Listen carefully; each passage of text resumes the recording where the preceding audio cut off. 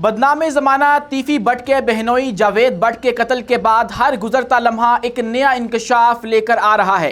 कल जब ये कत्ल हुआ तो उसके बाद तमाम तर नज़रें उस FIR के ऊपर टिकी हुई थी जो कि अभी होनी थी और देखा जाना था कि उसके अंदर किस किस को नामजद किया जाता है। बिलाखिर वो FIR कट चुकी है और हस्बे उम्मीद उसके अंदर जो 2 मरकजी मुल्ज़मान हैं उनका नाम जो है वो नामजद किया गया है, जिसके अंदर अमीर बलाच मरहूम के एक भाई अमीर फतेह हैं और उसके साथ ही उनके खानदानी दोस्त कैसर भट्ट शामिल हैं। अभी बात यहां पर रुकी नहीं है, हम सबको ये तो पता था कि इन्हीं के नाम जो है वो किए जाएंगे। इसके साथ 2 जो नामालूम अफराद हैं उनका नाम जो है वो डाल दिया गया है FIR के अंदर। लेकिन इसके बाद कैसर भट्ट ने भी आकर एक वीडियो पैगाम जारी किया है और उन्होंने अपना जो मुस्तकबिल का लाए अमल है वो क्लियर डोटो किस्म का बता दिया है।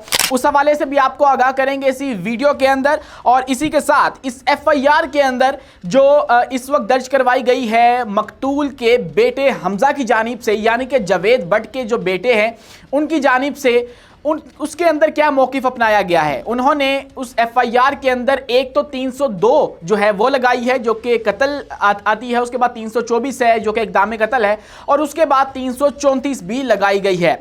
और ये जो लगाई गई है ये हम सबको पता था कि या तो अमीर मौसिफ के ऊपर लगाई जाएगी या फिर ये जो अमीर फतेह है इनके ऊपर। और कैसर भट्ट का नाम आपको पता है सबसे पहले आ गया था कि ये ख़ानदानी दोस्त हैं और कैसर भट्ट वो शख्सियत है जिनकी अपनी लाहौर के अंदर एक मुकम्मल तारीख है। उनकी खानदानी दुश्मनी के चर्चे आज भी मौजूद हैं। उनके भाई बाबर भट्ट जिनका कत्ल कर दिया गया, उसके बाद इसरार भट्ट, इन पूरा खानदान जो है वो एक दुश्मनी से जो है वो जूझ कर आ रहा है। और अब उनकी फाइनली सुलह हुई थी, लेकिन उसके बाद चूंकि इनकी जो दोस्ती है खानदानी याराना है वो अमीर बलाच के ख़ानदान से भी था, टीपू ट्रकां वाला ख़ानदान से भी था, तो इनको अब ये जो दुश्मनी है वो भी झेलनी पड़ेगी।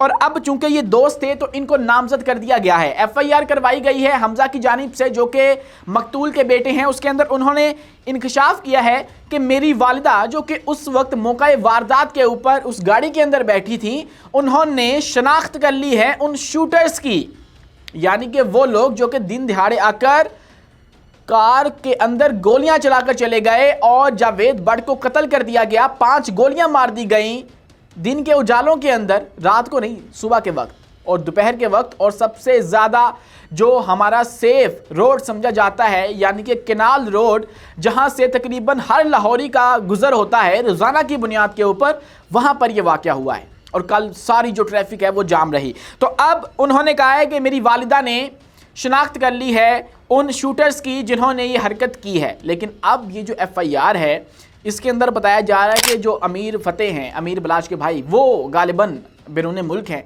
तो अब ये कैसे मुमकिन है कि एक बंदा जो बैरून मुल्क है वो ये काम करेगा, और ये भी कैसे मुमकिन है कि अब इस लेवल पर आकर दुश्मनी के वो खुद जाकर शूट करेंगे। तो यूं जो ये पहलू है FIR का, ये इसको कमज़ोर बना देता है। जाहिर है अगर उन्होंने ये काम करवाना भी होता तो वो किसी शूटर्स के ज़रिए करवाते, वो खुद तो कभी भी ना जाते। अब 2 को नामालूम करार दे दिया है, यानी कि 2 मोटरसाइकिल थी और उसके ऊपर 4 अफराद थे। तो 2 जो है बताया जा रहा है कि इन्होंने जो दरख्वास्त के अंदर अपना मौक़िफ़ अपनाया है कि कैसर भट्ट थे और एक अमीर जो फतेह हैं वो थे और बाकी 2 जो शूटर्स हैं वो अलग थे। अब जहाँ पे उन 2 नामालूम करवा दिए और ये 2 जो हैं वो करवा दिए हैं, तो उसके बाद फिर कैसर भट्ट ने जब तमाम तर क़ियास सराइयाँ की जा रही थी कि अब जो है वो दुश्मनी बढ़ेगी और गैंग वार का एक नया सिलसिला शुरू होगा, उसके ऊपर फिर कैसर भट्ट ने आकर एक वीडियो पैगाम जो है वो अपना सोशल मीडिया के ऊपर जारी किया है और उन्होंने कहा है कि हम इसको भुगतेंगे और हम फेस करेंगे, हम सरेंडर करेंगे पुलिस के आगे और मुकम्मल तौर पर कोऑपरेट करके हम तफ्तीश का हिस्सा बनेंगे। और ये तमाम तर चीज़ें बताती हैं कि ये जो कत्ल है ये उनकी जानिब से नहीं किया गया, अगर किया भी गया है तो उन्होंने खुद नहीं किया। और ये जो FIR है, अगर आप जो बात कही जाती है, जो माहिरीन बताते हैं वो ये है कि अगर FIR के अंदर आप झूठे नाम ऐसे ही डाली जाए ना तो फिर वो FIR जो है वो कमज़ोर हो जाती है। तो अब अगर इनको चाहिए भी था इस भट्ट ग्रुप को कि ये FIR करवानी थी तो फिर जो है वो नाम जो है वो कम से कम वो तो सही डालते या अपने तौर पर तहकीक कर ली जाती। या पुलिस तो अभी कुछ नहीं कर पा रही, शूटर्स वहाँ से मारकर फ़रार भी हो गए, कहाँ गए, कहाँ से आए थे, किसी को अभी तक कुछ नहीं पता लग पाया। CCTV फुटेज जो है वो अभी तक सामने नहीं आ पा रही है। लेकिन ये कहा जा रहा है कि उनकी वालिदा ने जो कि उस वक्त गाड़ी के अंदर मौजूद थी और अपनी जो जान बचाने में कामयाब हुई हैं, जिनको 2 गोलियां भी लगीं मतलब वो गाड़ी के अंदर बैठे थे, तो जो ये जावेद भट्ट थे उनके अंदर से पास थ्रू होकर यहाँ इस साइड से मारी गई गोलियां, तो उनको पास थ्रू होकर फिर उनको टच हुई हैं गोलियां, लेकिन इसलिए फिर वो जो है वो अपनी जान बचाने में कामयाब हो सकी हैं। तो अब वो कह रही हैं कि हमने शनाख्त कर ली है और यही लोग हैं। तो अब ये मुकदमा है ये उनके ऊपर जाएगा तो सही, मतलब जो कैसर भट्ट हैं और अमीर फ़तेह हैं उनके ऊपर जो है ये नज़ला गिरेगा तो लाजमी। और जब अदालत के सामने ये मामला खुलकर आएगा कि चश्मदीद गवाह वहाँ पर मौजूद है, ऐनी शाहिद मौजूद है, यानी कि उनकी बीवी जिन्होंने आंखों से देखा इन दो बंदों को शूट करते हुए, तो अब ये जो चाल है वो कुछ इस तरह से चली गई है जैसे एहसन शाह के केस के अंदर एक तीर से दो निशाने किए गए थे, यानी कि एक तरह से एहसन शाह को भी ठिकाने लगा दिया गया।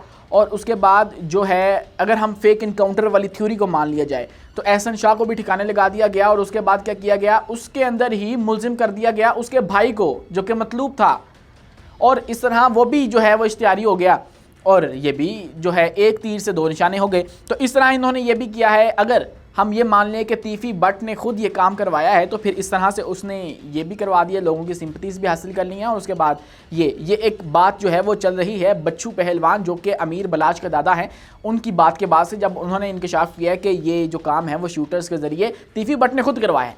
तो इस तरह की बातें जो हैं वो हो रही हैं। और अब जो शाहिद चौधरी जो क्राइम के तज्जिया निगार हैं, बहुत ही सीनियर किस्म के, वो बता रहे हैं, उन्होंने खबर दी है कि इस वक्त तीफी भट्ट जो है वो ऑस्ट्रेलिया में मौजूद है। और उसके बाद उन्होंने ये भी बताया है कि चूंकि जावेद भट्ट एक बिज़नेस पर्सनैलिटी थी, एक ताजिर थे, तो इनके बाद जो ताजर बरादरी है वो एक हड़ताल करने जा रही है बड़ी ही शदीद किस्म की। और ये जो लाहौर है वो बंद होने वाला है और आने वाले दिनों के अंदर जब तक जावेद भट्ट के कातिल पकड़े नहीं जाते ये हड़ताल का ऐलान किया जा सकता है।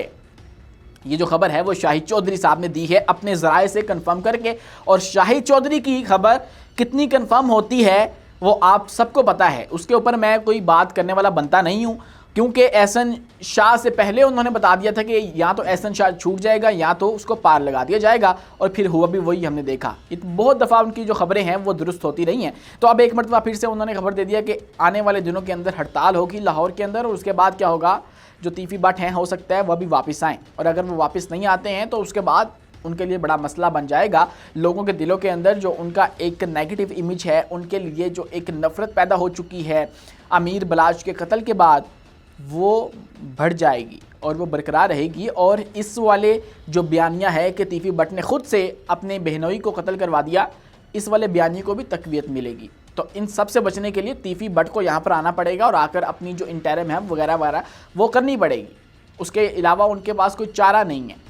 तो अब तक के लिए इतना ही। मज़ीद जो इस केस की अपडेट है उसको देखने के लिए अपने इस चैनल को लाइक कर दीजिए, सब्सक्राइब कीजिए और बेल आइकन को लाजमी दबाइए। कमेंट सेक्शन की ऑप्शन मौजूद है, वहाँ पर अपनी राय का इजहार भी लाजमी कीजिए और अपना ऑनेस्ट फीडबैक लाजमी दीजिएगा, हमारी हौसला अफजाई होती रहेगी।